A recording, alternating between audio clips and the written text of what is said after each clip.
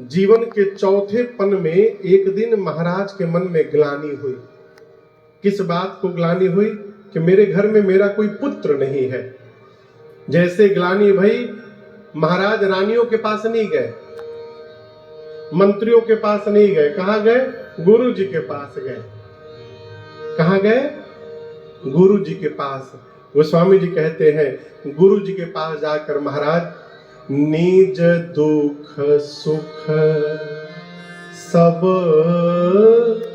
गुरहि सुनायो। क्या सुनाया? निज दुख। यदि दुख है तो सुख कहां से आ गया? तो महाराज अपना दुख सुनाए और अयोध्या में रहने वाली प्रजा का सुख सुनाए कि आपकी कृपा से पूरी प्रजा सुखी है गुरुदेव, लेकिन मैं दुखी हूं। अब यहां दो बात, यदि जीवन में किसी के आगे रो रहे हैं आप, तो उसके सामने हंसने का भी स्वभाव बनाइए। ये क्या कह रहा हूं? लोग नुकसान तो बताते हैं, लेकिन लाभ होता है तो वो नहीं बताते।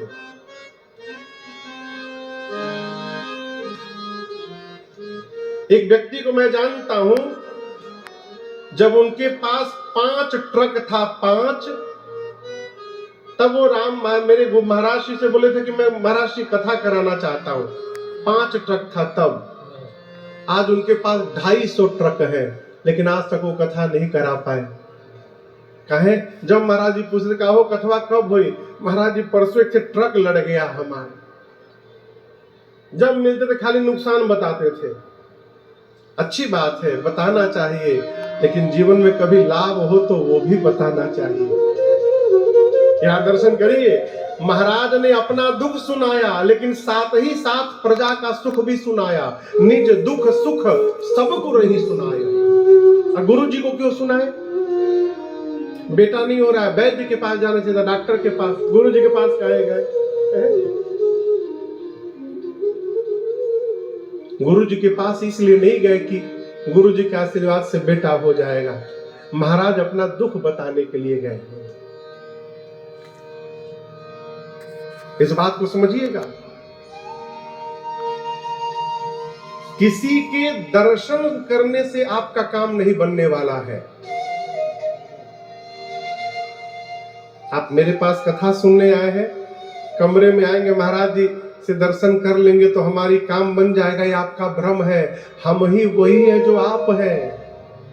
और किसी के दर्शन से यदि आपका काम बन रहा है तो दर्शन से नहीं बन रहा है, आपके भाग्य में काम बनना था इसलिए बन रहा है। जीवन की लकीरें केवल और केवल भगवान के दर्शन से सीधी होती है। उसके लिए महादेव यहाँ पर विराजमान है। इसलिए इधर उधर भटकने से बचाइए अपने को। लोग मिलते, हंसी आती है, प्रश्न करते हैं महाराज नौकरी नहीं लग रही है।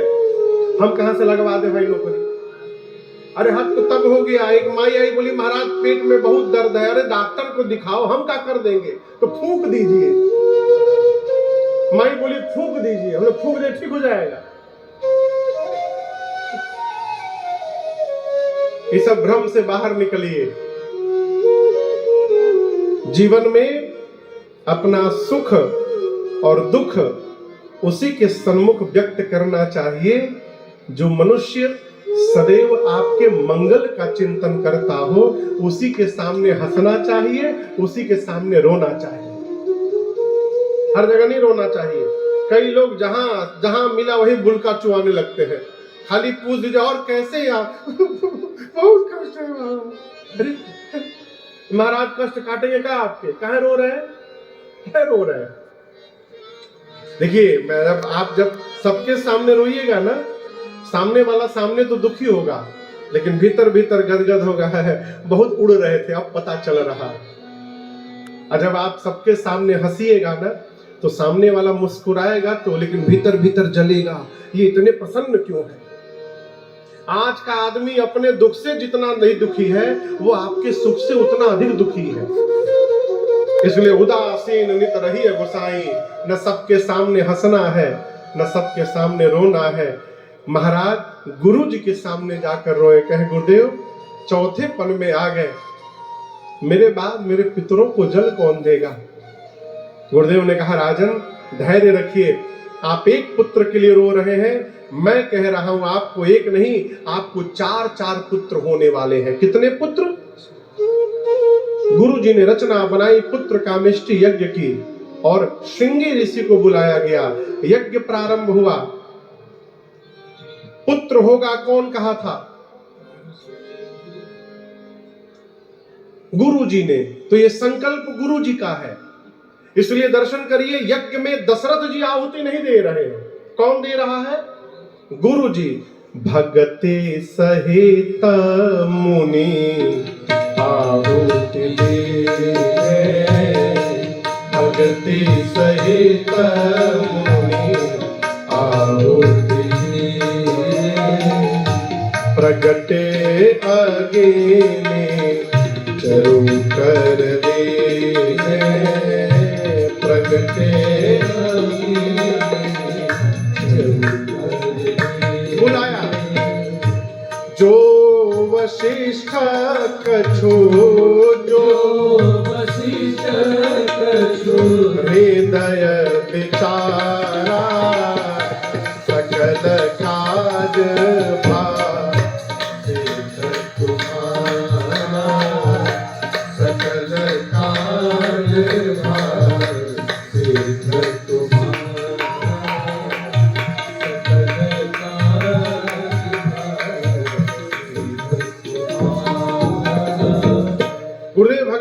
बुलाकर अग्नि नारायण ने प्रसाद लेकर आए थे। कहा कि ये प्रसाद लीजिए, आपकी मनोकामना पूर्ण हो गई। प्रसाद का कटोरा लेकर दशरथ जी को बुलाकर गुरुदेव ने कहा, पूरे प्रसाद को 2 भाग में बांटिएगा। आधा भाग बड़ी रानी कौशल्या जी को दीजिएगा, आधे को 2 भाग में बांटकर पा भाग मझली रानी कैकेयी जी को दीजिएगा, और बचे हुए पा भाग को 2 भाग में बांटकर एक कौशल्या और दूसरा कैकेयी जी को देकर कहिएगा, दोनों रानियां अपने हाथ से सुमित्रा जी को दे दे। प्रसाद का वितरण भया, माताओं ने प्रसाद पाया, और मैं कहूं जैसे मैया ने प्रसाद पाया, कौशल्या मैया के अंक में राघव सरकार आकर के बैठ गए, भगवान माँ के अंक में आ गए। देखते देखते 12 महीने बीत गए, 9 महीना नहीं, 12 महीना। 12 महीने बाद जोग लगन ग्रह बार तिथि, जब सकल भये अनुकूल, चर अरु अचर सब हर्ष जुत, राम जन्म सुखमो। चैत्र मास कौन सा महीना? जोर से बोलिए। कौन सा पक्ष? शुक्ल पक्ष। तिथि नवमी तिथि, दिन मंगलवार का। दिन कौन सा? नवमी भौमवार मधुमासा। चैत्र मास शुक्ल पक्ष, नवमी तिथि मंगलवार, दिन का 11:30 बजा अभिजीत मुहूर्त आया। अयोध्या में जितने पर्वत थे सभी पर्वतों पर मणि प्रकट हो गए, अब मणि प्रकट होकर जगमगाने लगे। आज भी एक पर्वत का नाम मणि पर्वत है अयोध्या में। अजो सारे पर्वत पर मणि आच्छादित होकर चमकने लगे, शीतल मंद सुगंध हवाएं बहने लगी, सरजू जी में अमृत की धारा दौड़ने लगी, संत मुनि आकर कीर्तन करने लगे। एक महात्मा ने कहा, नीचे छोड़ो ऊपर देखो। क्या हुआ? सब देव चले महादेव चले, महादेव चले, भूलन के हार आओ रानो सांवरिया, सब देव चले, महादेव चले, महादेव चले, लय फूलन के हार रे, आओ राघव सांवरिया।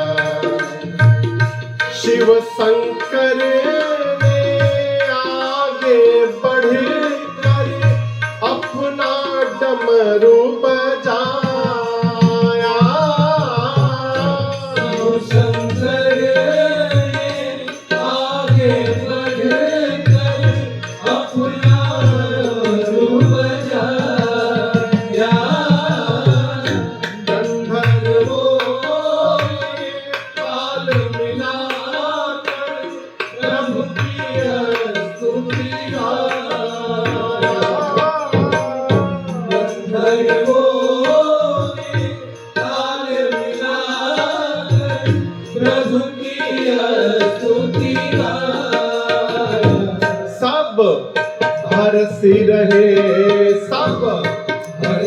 रहे, मेघ बरसी रहे, मेघ बरसी रहे, हमारे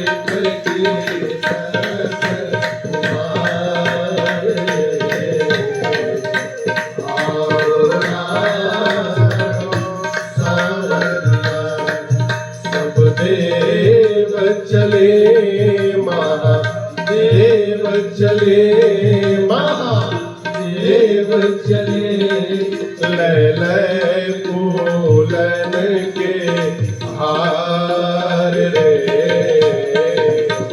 आओ राघव सांवरिया, आओ राघव सांवरिया,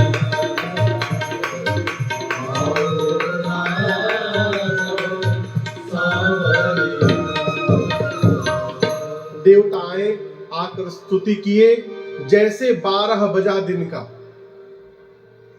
मां कौशल्या अपने कक्ष में थी, उनके अंक से एक प्रकाश पुंज प्रकट हुआ, प्रकाश की लौ। मां देखी, हाथ जोड़ ली, प्रकाश पुंज सामने गया और जाकर विराट रूप धारण कर लिया। इतना विराट कि उसका पांव पाताल में, सिर ब्रह्मलोक में। कैलाश में बैठे भगवान शंकर मां पार्वती से कहते, देवी वहां देखिए। भय प्रगट कृपाला दीन दयाला कौशल्या